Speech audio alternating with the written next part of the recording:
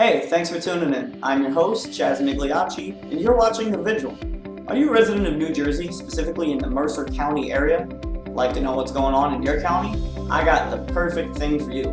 Peterson's Breaking News has been providing 24-hour online breaking news coverage since 2012 for Mercer County and surrounding areas. The topics typically covered revolve around shootings, homicides, house fires, and weather-related incidences. If something happens in your county, you'll know all of the public details within the week.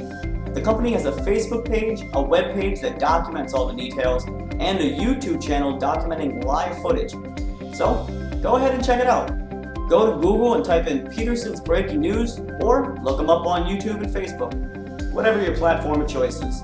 Stick around for the video, and take care.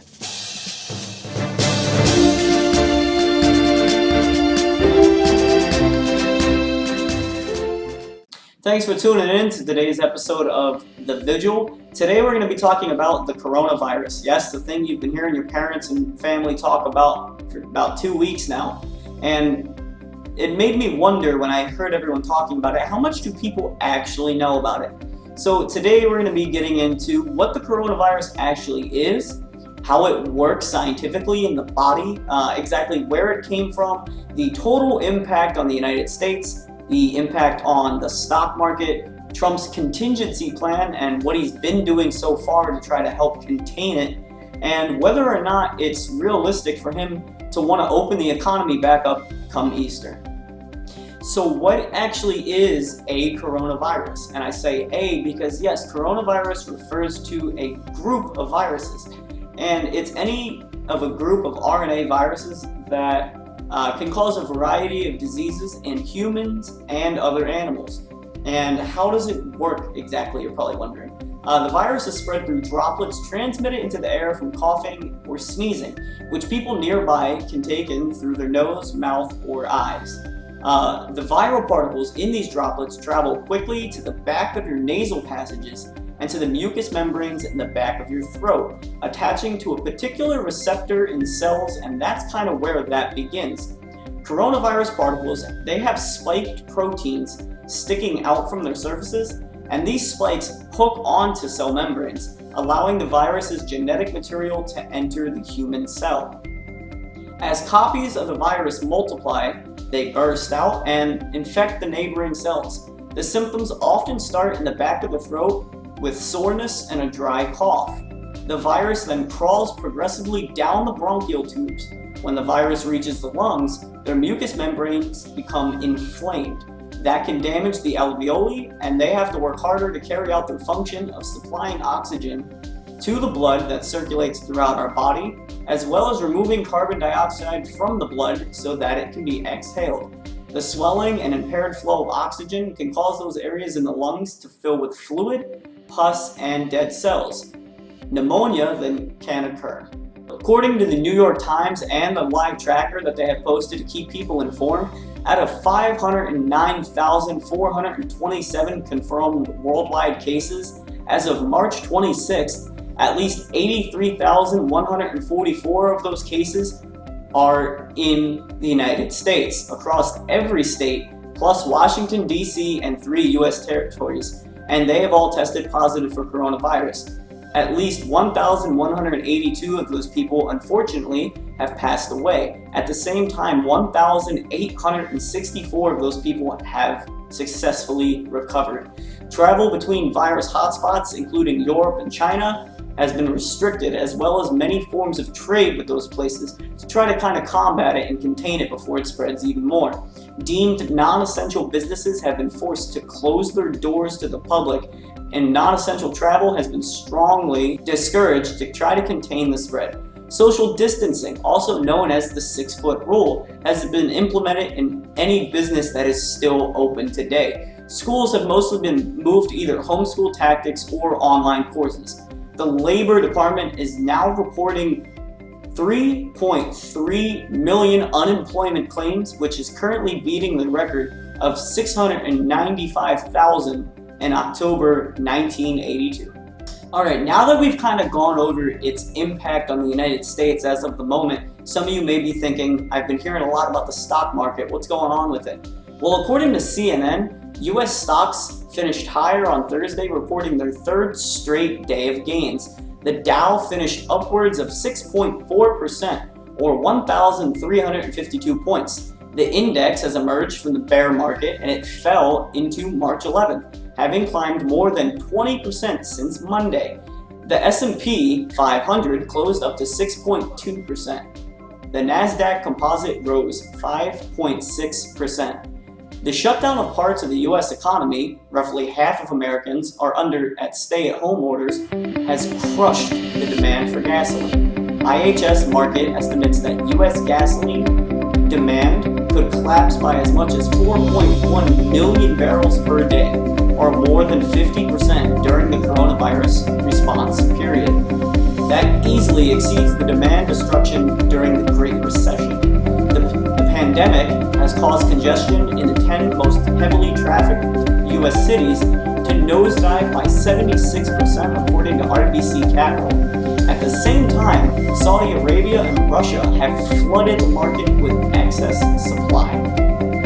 Now, President Donald Trump did release a statement, and we're going to go ahead and we're going to take a look at exactly how he addressed the coronavirus pandemic and what he had to say about it.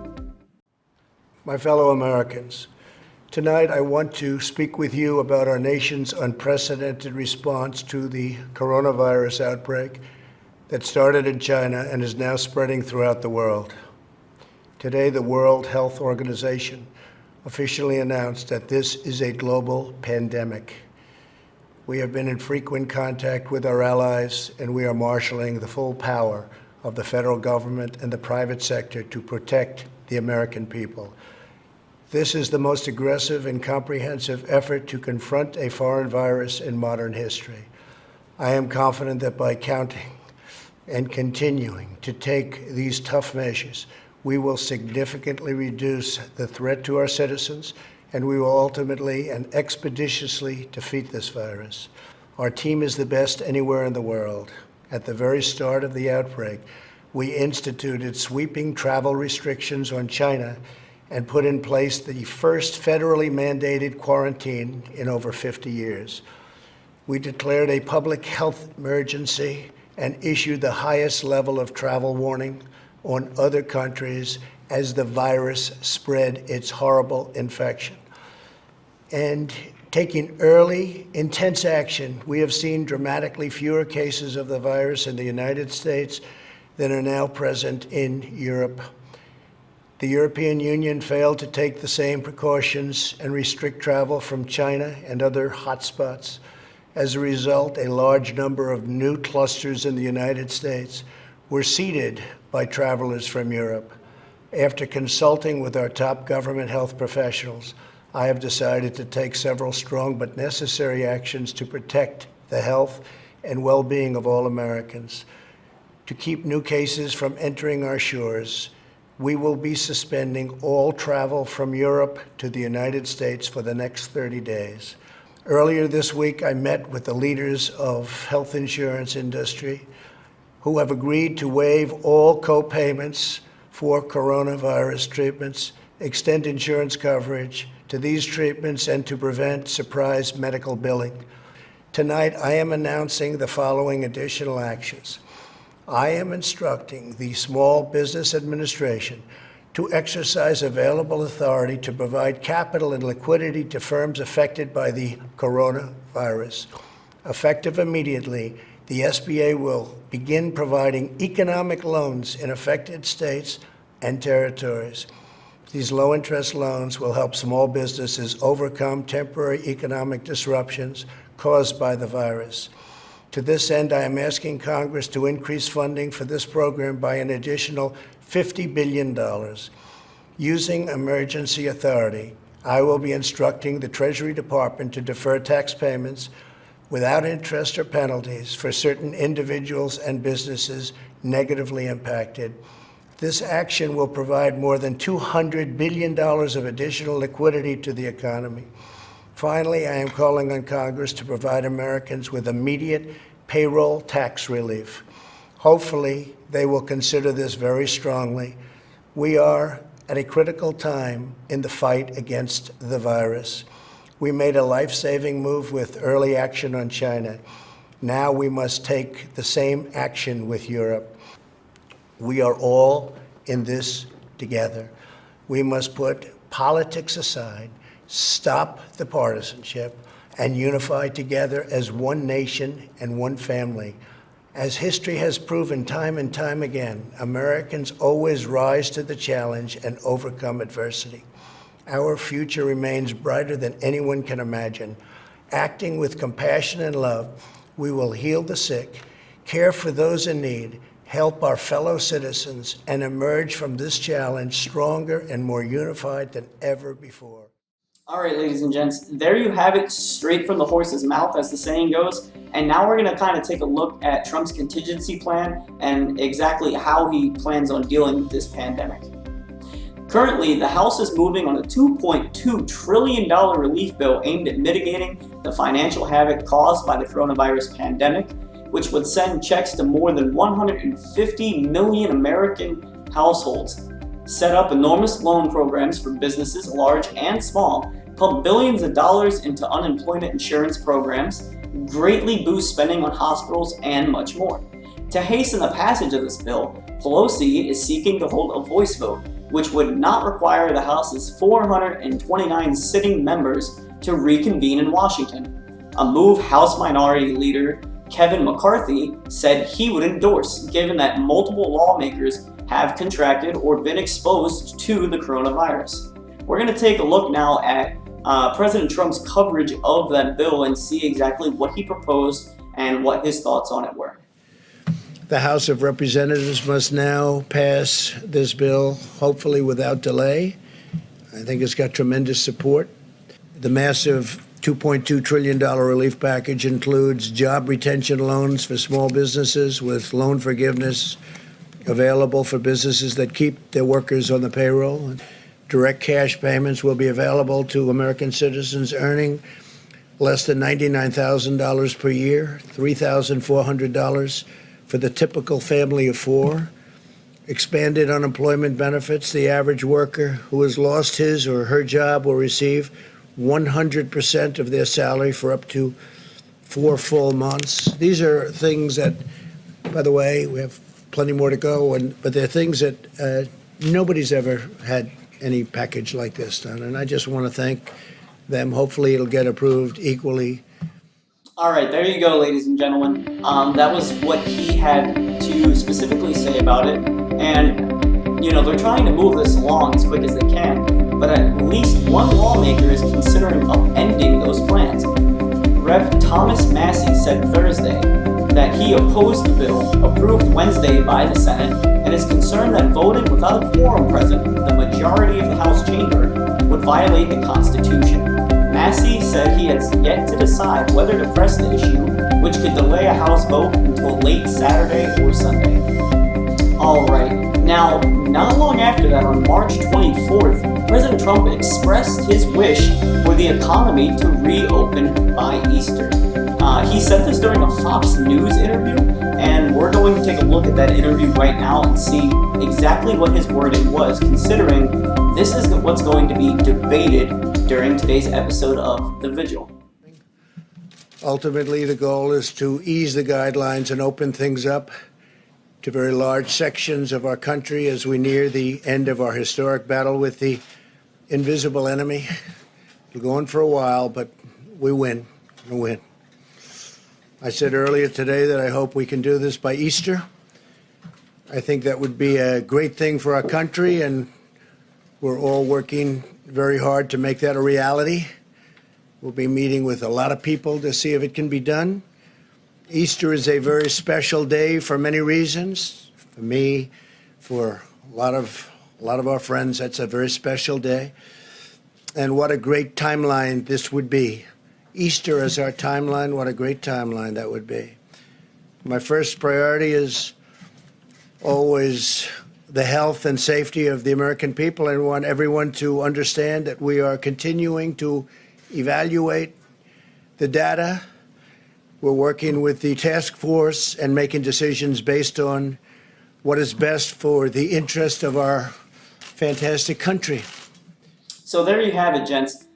Trump's proposal on Tuesday to ease restrictions by mid-April came as a number of state and local governments have moved in the opposite direction, heeding the advice of public health officials to implement stay-at-home orders and close non-essential businesses to stem the rising number of coronavirus infections.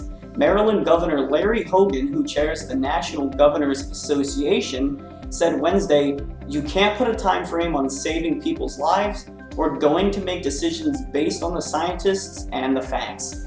New York Governor Andrew Cuomo, whose state has become the country's epicenter of the crisis, with nearly 31,000 cases, said Wednesday that the coronavirus may peak in New York on April 15th, 3 days after President Trump is hoping to see packed churches all over our country for Easter service. In Louisiana, which has the fastest coronavirus growth rate worldwide, Governor John Bel Edwards warned that New Orleans is scheduled to run out of hospital beds by early April. All right, ladies and gentlemen, now we're going to move on to the Public Voices section. Today's guest speaker is a financial analyst hailing from New Jersey. Mr. Hughes, how you doing today? Hello, how's it going? Real quick, how long have you been a financial analyst for? Just over 6 years now. About 6 years. Okay, so you're rather well versed in your particular field, would you say? Yes. Okay. All right. So clearly you understand the reason, that you're on the show today. You wanted your opinion to be heard. So I'm going to ask you a series of questions. I may supply you with a series of clips, and we just want to hear your opinion and your response to those questions. So to start off, we're going to talk about the actual topic of the video, President Trump's timeline to reopen the economy by Easter. Do you think that President Trump's timeline to reopen by Easter is a realistic one? I do believe it's realistic, certainly within his powers, and I believe that he is determined to do that to help recover the market. However, its effect on things going forward is still questionable. We have a lot to still learn about the spread of this virus, and I think that it would be a bit premature and focused on the financial motivations rather than the safety of the nation. Okay. All right. Yeah, that's understandable. So right now, real quick, I'm going to give you a look at someone else's opinion on the president's timeline.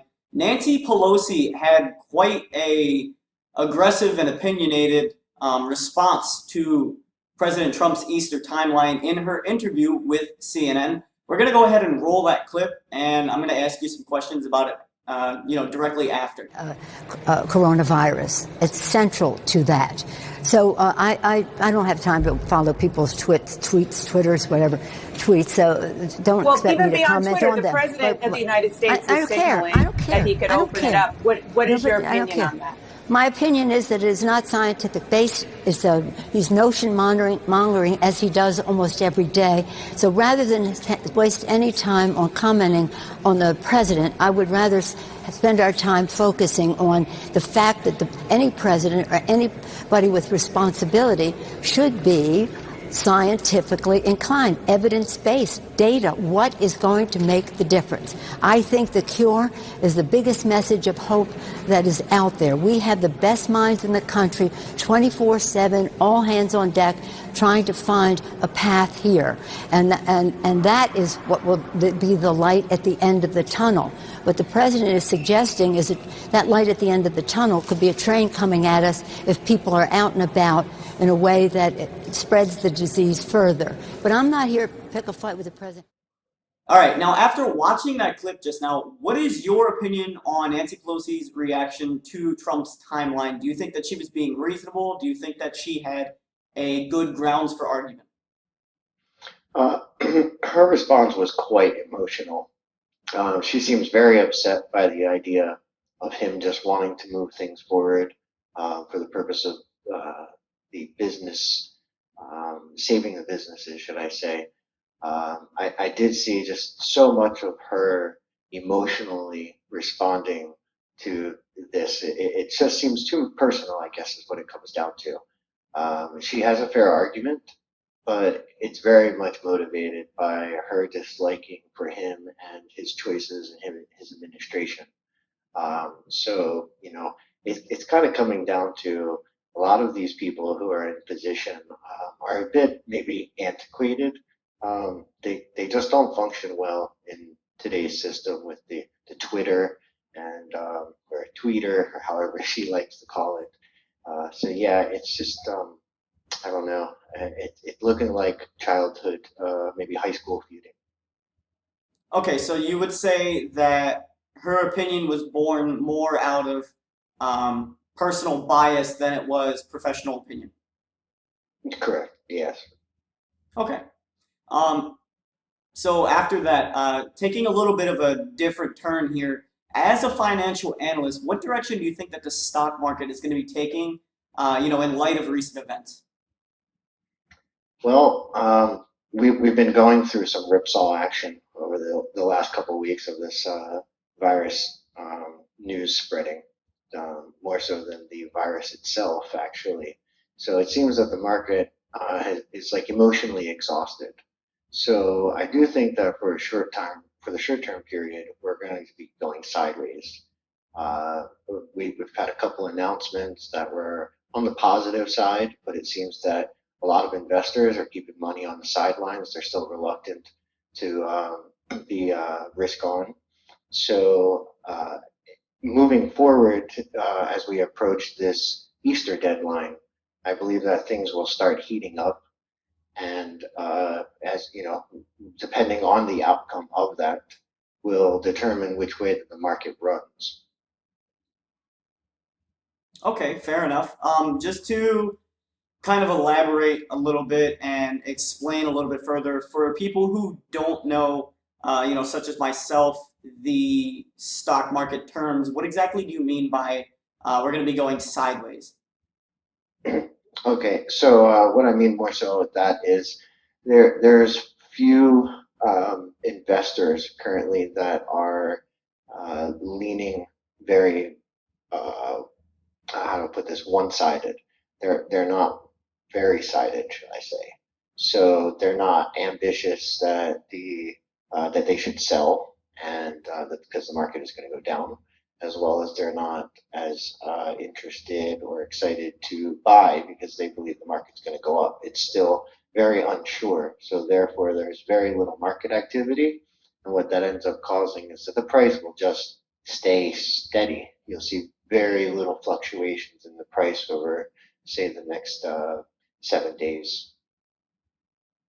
Okay, so to make sure I understand exactly what you're saying, the coronavirus, the way that it has currently affected the stock market, it's put a lot of fear out there that people are going to begin losing their investments, and that fear is causing them to not do anything, which in turn is putting their, how do I put this?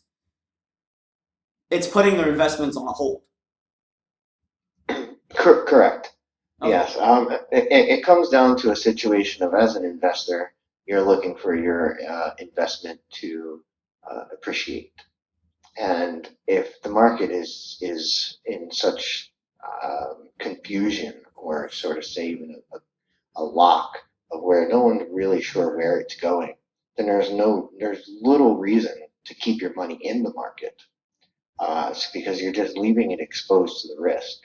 So as the days go by and the markets don't go up, or they're not really moving, that can actually have the effect of causing investors to start withdrawing some more cash because they're just going to want to reduce their risk of it kind of sitting there. And so then as they start cashing out, the market essentially will start falling, which has the ability to sort of set off some price action in the downside. Okay. Are you at all worried about the, sudden drop in value of gasoline prices over the stock markets at all? I don't follow too much on crude. I know that there are some large impact on crude demand due to the EV, electronic vehicle growth, especially within America, as well as I believe Europe is running pretty high on the percentage of vehicles that are electronic. So I think aside from this virus, the oil and crude was already facing a lot of down pressure. Okay, that's a fair point. And lastly, if you could advise the American people about anything in these troubled times, if you had the opportunity to speak to them and give them any advice, any insight, what would you try to tell them? I think the biggest concern that I would like to raise, for the awareness I would like to raise, is it's going to be in the next 90 days or so.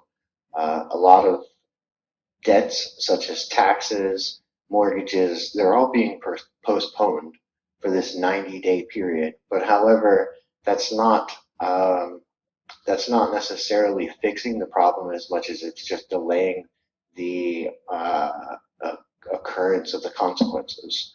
So 90 days from now, a lot of debt is going to be due from the American people.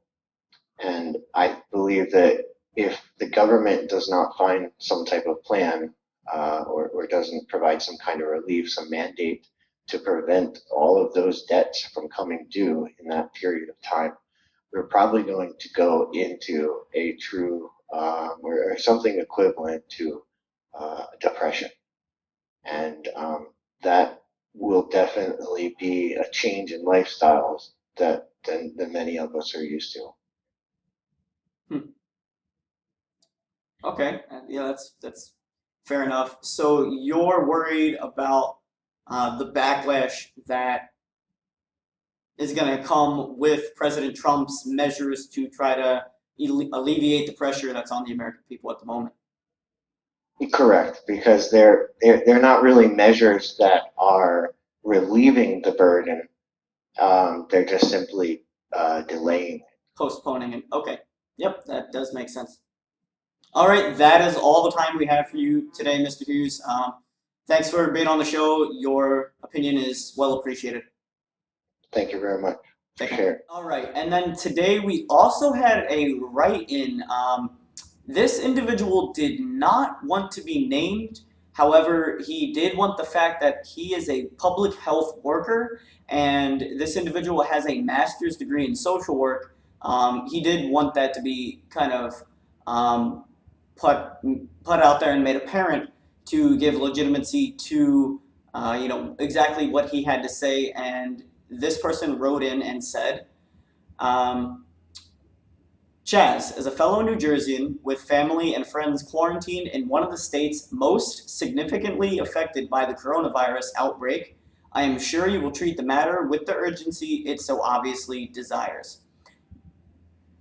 My feeling is that Mr. Trump's projection that the economy will be prepared to reopen by Easter is not only arrogant and foolish, but downright dangerous. For starters, and I know this doesn't address the substance of your question, that pronouncement sent a signal to the public that the virus is leveling out or nearing a point of control, or at least that it will be in the weeks to come.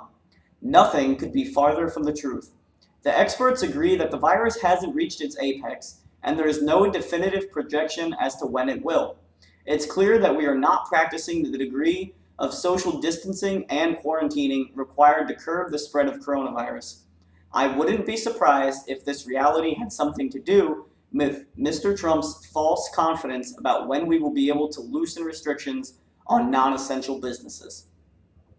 It may very well be the case that the man realizes the gravity of the situation, understands that reopening the economy by Easter will result in massive amounts of preventable deaths, and that he just doesn't care. That the functioning of the economy and propagandizing about how his administration revived us during a recession is what really matters to him. If coronavirus has taught us anything, it has shown us that plagues such as this one exploit class differences. It is easy for a White House official whose family is availed of top-shelf medical services and would never be turned away for testing or treatment to put politics and money over the health and safety of working class people like ourselves. Thanks for considering my opinion, and please let me know if you have any questions. That was quite an aggressive approach. However, I do completely understand where this individual was coming from. It is quite a logical opinion. Not saying that I agree, nor saying I disagree, but I do understand. You know, I got a bunch more opinions that came through, and if you wrote in or you had requested to guest speak, I apologize if I didn't get to you. I do have a specific timeline that I need to begin planning this all out, and you may have just missed it. But for everybody that did write in, and for our guest speaker, Mr. Hughes, you know, we thank you for your opinion. That is the whole purpose of the vigil, to give people the facts and the people's voice section, to allow your ordinary everyday person to get their opinion out there. You don't necessarily have to have a degree. You don't have to be even relevant to the situation. If you're just a concerned citizen, you'd like to get your opinion out there, that is what this channel is for. And that is going to wrap up today's episode of The Vigil. I appreciate you all for tuning in. If you enjoyed what you've seen here, don't forget to subscribe and hit that notification bell to see any other videos that come up. If you're interested on guest speaking on future, future episodes of The Vigil, be sure to follow the Facebook page, Valerian Steel Productions, and that is where I post the coming topics along with the timeline and how many days. And be sure you pay attention to the timelines. Like I said, a lot of people did write in, but they missed that timeline. And unfortunately, I wasn't able to include their opinions in the video. So make sure you just meet those timelines for me. That's all I ask. Until then, stay strong, keep the faith, and God bless you all. Till next time, take care.